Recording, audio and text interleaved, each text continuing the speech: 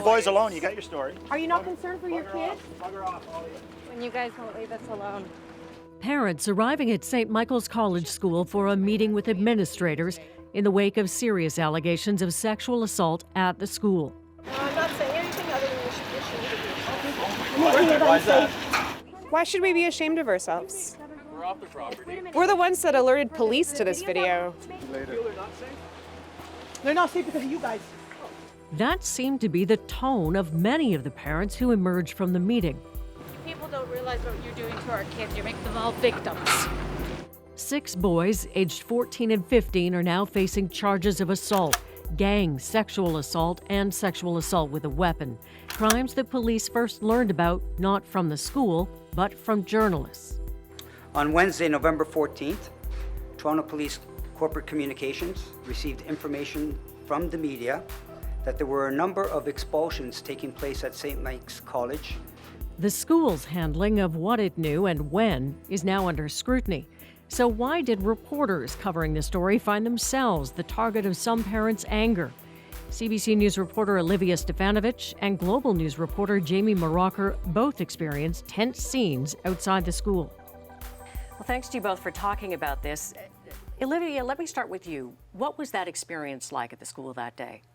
Well, for me, it was surprising. I came in a couple days after the story had already broke, and we went to the school expecting parents, we expected some parents not to speak about the alleged assaults. Of course, it's a very sensitive topic, but I don't think I was ready for the level of aggression towards the media and how much they felt we were the problem for reporting the story, even though the media was the one who informed police about that video of an alleged gang sexual assault. Did that surprise you? The reaction of the parents to "you're the problem." What was your reaction to that?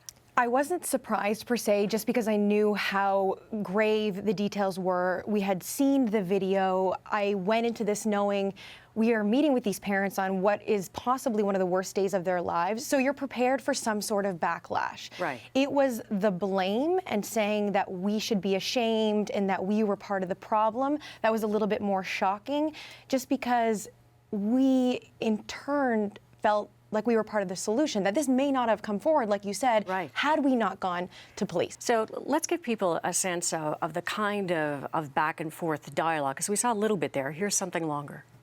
The students and the boys, you will stop attacking the school. Yeah, your media. Yeah, you're putting kids. Our kids are getting bullied Because by of you. other kids, and The way you're reporting 12-year-olds, 11-year-olds are getting That is threatened by media. other It's kids. disgusting. And These are don't sexual Assaults allegations. Aren't you concerned about that? I'm more concerned about what the media is doing to the school around this incident. You're not helping. Wow. That's certainly been representative of what we've all seen. So let's turn this around. Was there empathy? Were there people saying, I'm troubled by this, I'm heartbroken for the victims, for everything that's happening? Where was that? There absolutely was. I actually had one interaction with a parent who rolled down their window to once again tell me how ashamed I should be of myself. And I went over to his vehicle and I just said, here's why we're here. Here is the importance of us being here. We're here for accountability. We had a very good back and forth dialogue. Even though he started off in anger, by the end of the conversation, he said, thanks for this. This really made me feel better. So I do have compassion for where they're coming from. And this is just misplaced anger. We don't know how we're going to act in a situation like this. Right. Maybe I would come across as a mama bear. I don't know. But again, it's just misplaced. But I think what's interesting is, Olivia, you were in Saskatchewan in Humboldt earlier this year, and in a community that was in shock, sadness, trauma, all of it. What was that experience like, contrast to this? I mean, it was completely different. Humboldt was the darkest times, of course, the crash that happened there for those families. And even the ones that didn't want to speak, I mean, it was all respectful, right? They just declined.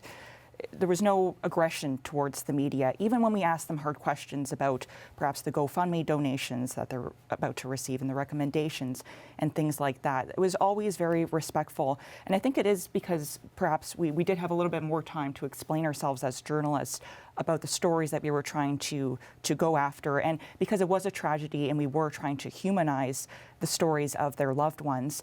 But in this situation too, the more and more I spoke to parents, I did realize that they even felt that their children are under threat because of the coverage. That's how they honestly felt, because the school received a bomb threat.